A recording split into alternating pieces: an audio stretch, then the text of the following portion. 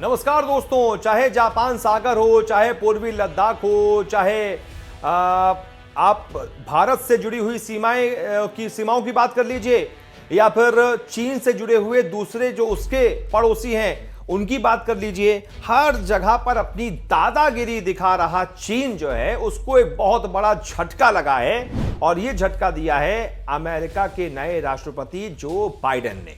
कैसे दिया है वो मैं आपको बताता हूं। दरअसल अमेरिका के नए राष्ट्रपति जो बाइडेन ने ड्रैगन पर नकेल कसने के लिए कमर कसते हुए ऐलान किया है कि गुरुवार को ऑस्ट्रेलिया, भारत और जापान के साथ क्वाड की बैठक वो करने जा रहा है। यानी कि क्वाड्रिलेटरल देश जो होते हैं उनको क्वाड देश कहते हैं। उसमें ऑस्ट्रेलिया है, भारत है, जापान है, अमेरिका भी है। मिनी नाटो को आगे बढ़ाने का ऐलान करके बाइडेन ने चीनी ड्रैगन को सख्त चेतावनी दे दी है।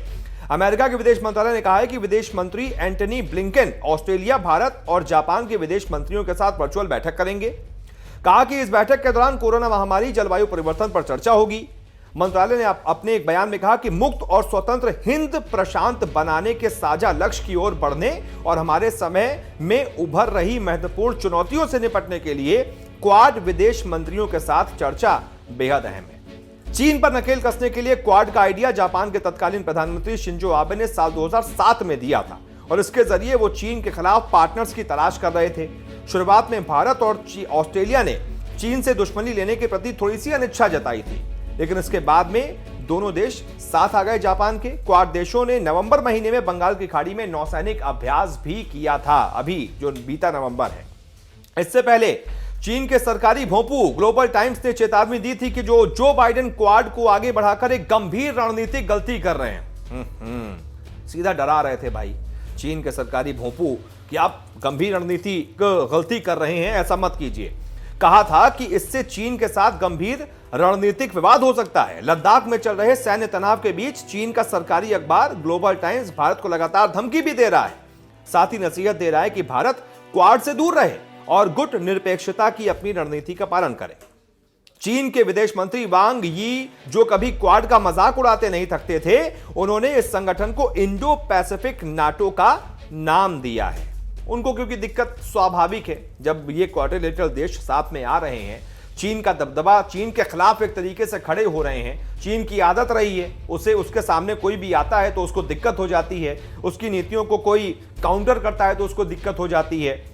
वांग यी ने भी आरोप लगाया कि अमेरिका इस क्षेत्र का सैन्यीकरण कर रहा है, जिसके घातक परिणाम हो सकते हैं। कहा कि अमेरिका, जापान, ऑस्ट्रेलिया और भारत के बीच रणनीतिक सहयोग वॉशिंगटन के इंडो पैसिफिक नाटो के निर्माण के प्रयास का हिस्सा है। चीनी मंत्री ने चेतावनी देते हुए यह भी कहा कि यह पहल क्षेत्रीय सुरक्षा को और कमजोर करेगी। वांग यी इससे पहले हमेशा से क्वाड का मजाक उड़ाते रहे हैं। वही वांग यी हैं जो हमेशा मजाक उड़ाते रहे हैं। पहले कहा था कि क्वाड कूड़े में फेंकने वाला आइडिया है, यह आइडिया समुद्री झाग की तरह खुद ही खत्म हो जाएगा। हालांकि इस संगठन की दूसरी बैठक में सदस्य देशों के सकारात्मक रुख को देखकर चीन के जो है वो होश उड़ गए हैं, उसकी हालत खराब हो गई, इसीलिए उसके इस तरीके के बयान सामने आ रहे हैं। अब आपको जरा चलते चलते ये भी बता दें कि ये क्वाड है क्या। दरअसल द क्वाड्रिलेटरल सिक्योरिटी डायलॉग इसका फुल फॉर्म है। द क्वाड्रिलेटरल सिक्योरिटी डायलॉग, इसको शॉर्ट फॉर्म में क्वाड कहते हैं। क्वाड की शुरुआत साल 2007 में हुई थी। इसकी शुरुआत साल 2004 से 5 में हालांकि हो गई थी, जब भारत ने दक्षिण पूर्वी एशिया के कई देशों में आई सुनामी के बाद मदद का हाथ आगे बढ़ाया था। क्वाड में 4 देश अमेरिका, जापान, ऑस्ट्रेलिया और भारत शामिल हैं। मार्च में कोरोना वायरस को लेकर भी क्वाड की मीटिंग हुई थी, और इसमें पहली बार न्यूजीलैंड, दक्षिण कोरिया और वियतनाम भी शामिल हुए थे। तो इसको देखते हुए चीन की हालत जो है बड़ी खराब है, और जो बाइडेन ने जो ये फैसला लिया है उसको देखते हुए चीन और ज्यादा उसको मिर्ची लगना तय है।